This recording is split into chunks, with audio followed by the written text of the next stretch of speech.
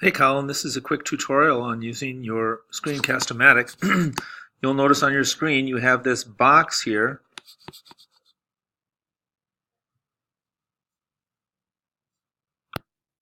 Hey Colin, this is just a quick test video I made. I did a couple of things for you here. First of all, I installed Screencast-O-Matic down here on your toolbar.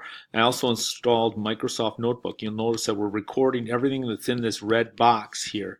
And when you're not recording, you can adjust the sizes of that. So I always open up with Smart Notebook, and I'll do that real quick. Open up a file. You can see a little bit better. Of course, you can change the background colors of these files, the fill and stuff too. It's kind of nice to have things color coded, as I mentioned to you earlier. But anyway, this is basically how you use it. And then when you want to stop your recorder, you can just hit the pause key, which is right on the bottom left. And then you can hit done or erase or whatever you want to do. I can take you through some of those things, but I can't do that while I'm recording. So I will pause it here. We'll just see if I can get this uploaded to YouTube.